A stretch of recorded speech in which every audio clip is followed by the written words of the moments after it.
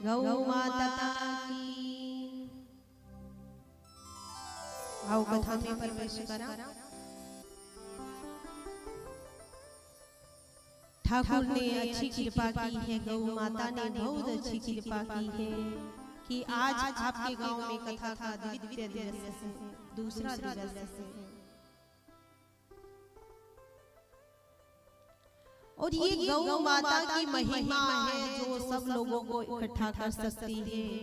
भगवान श्री कृष्ण की कथा है, वो भी सबको इकट्ठा कर सकती है। अन्यथा इतने लोग इकट्ठे हो सकते हैं महाराज, लेकिन इतनी शांति नहीं रहती। कैसे?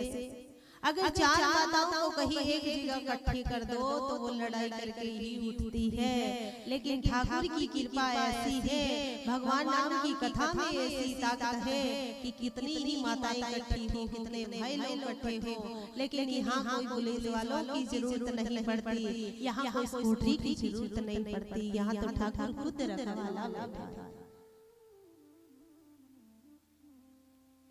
और आप सब लोगों को पता है कि ये गौ माता के सानिध्य में हो रही है, गौ माता के लिए हो रही है।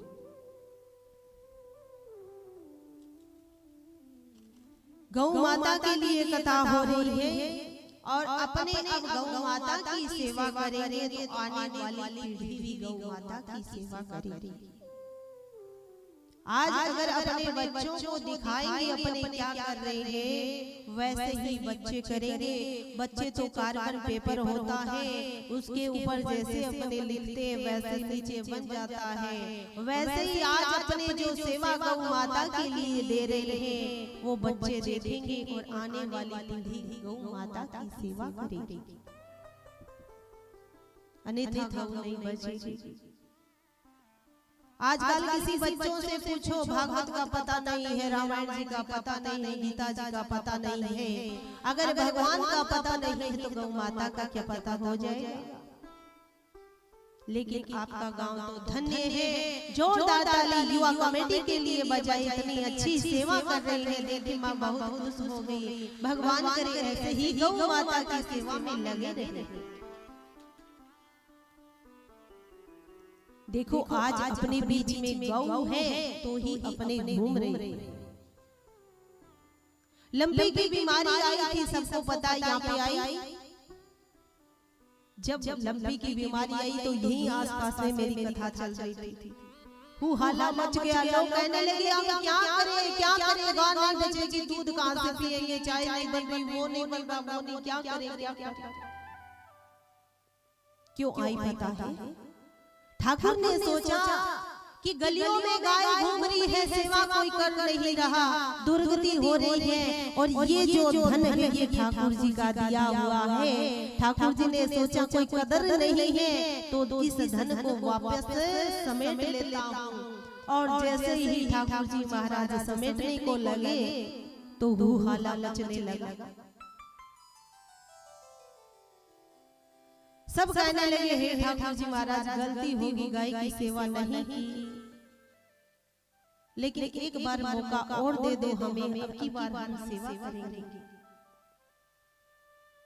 फिर वापस गाय माता सही भी जरूर हुई। तो ठाकुर जी ये देखना चाहते हैं कि इस धन को संभाल सकते हैं तो इनको देता हूँ, नहीं संभाल सकते तो नहीं देता। सच्ची बात यह है कि गौ माता है तभी अपने पितृ लोग होते हैं, अपने पूर्वज लोग जाते हैं, और जो चारा गाय माता खाती है उनके मुख में ग्रास जाता है, वही अपने पितरों को मिलता है। और सोच लेना, समझ लेना कि गौ नहीं बचेगी तो पितृ लोग अपने को परेशान करेंगे, अपने कहां से बचेंगे। शास्त्रों में लिखा है, वेदों में लिखा है कि गौ माता के सींग होते हैं, उसके ऊपर अपना आकाश है वो टिका हुआ है, और गौ माता के जो खुर होते हैं, पंजे होते, पैर होते हैं, उस पे धरती माता टिकी हुई है। और अन्याय होता है तो ये धरती माता सहन नहीं करेगी, गौ माता सहन नहीं करेगी। सारी धरती है वो पाताल में चली जाएगी और पताल में चली जाएगी तो धरती पे प्रलय हो जाएगा। प्रलय हो जाएगा तो दुनिया की रंगोलियां